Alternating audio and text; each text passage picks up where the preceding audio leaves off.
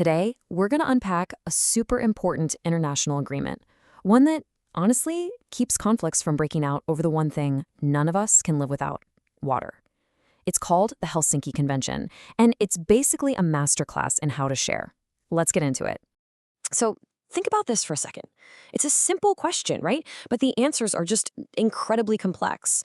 The moment a river crosses from one country into another, it stops being just a river. Suddenly, it's a political hot potato.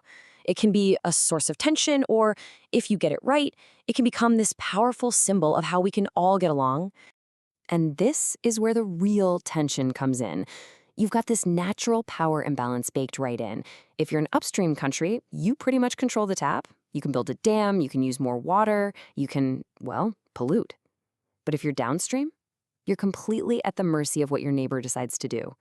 It's the core of the whole problem. And that imbalance, that's what we call the shared water problem.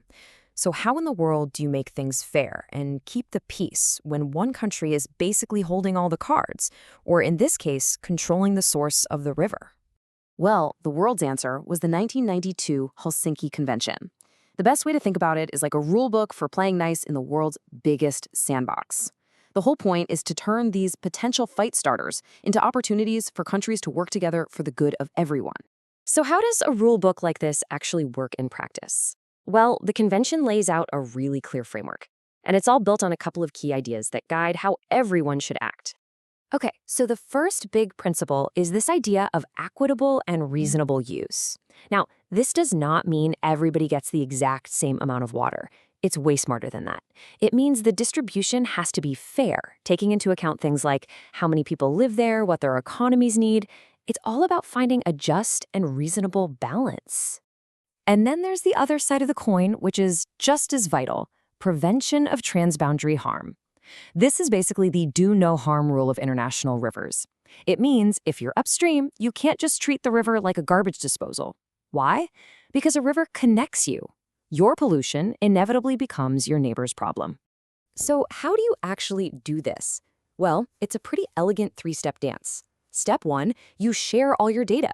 No secrets about water quality or flow rates. Step 2, you monitor the river's health together as a team. And step 3, you make decisions together, managing the whole river basin like it's one single living thing. Now, all of this sounds great on paper, right? But does it actually work out in the messy, real world? Oh yeah, it absolutely does. Let's dive into a couple of fantastic success stories. It's really hard to even imagine this today, but back in the middle of the 20th century, the Rhine River was nothing short of an ecological nightmare. It was so pumped full of industrial chemicals and waste that people literally called it the sewer of Europe. But just look at this comeback story. It is absolutely remarkable. Using the principles of the convention, countries like Switzerland, Germany, France, and the Netherlands started talking and working together. They shared data, they set goals to cut pollution, they invested real money, and by the 2000s, the change was astounding. The water got so much cleaner that salmon, a fish that had vanished for decades, actually came back to the river to spawn. I mean, what a win. All right, for our next success story, I'm just going to give you a number: 19. Any guesses what that could be? That's right. 19 is the number of countries the Danube River flows through. I mean, if you thought getting 4 countries to agree on the Rhine was tough, imagine the diplomatic puzzle of getting 19 different nations on the same page. You're trying to coordinate everything across 19 different governments. And yet this is where the convention truly proves its worth. Through groups like the International Commission for the Protection of the Danube River, they use those exact same principles to manage everything from catastrophic flood risks to agricultural runoff on a massive, massive scale. But look, it's not all sunshine and clean rivers. We have to be realistic.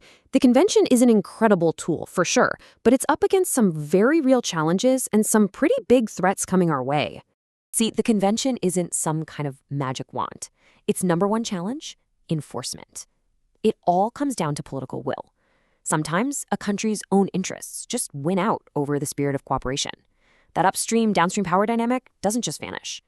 And then you have the huge one: climate change, which is throwing this giant wrench in the works, making water scarcer and everything way more unpredictable. And that really brings us to the big final question, doesn't it? The Helsinki Convention has been an incredible force for peace and for healing our planet. But as the world gets hotter and as water becomes even more precious and contested, Will these kinds of agreements be strong enough to hold? That is the critical challenge we're all going to face in the decades ahead.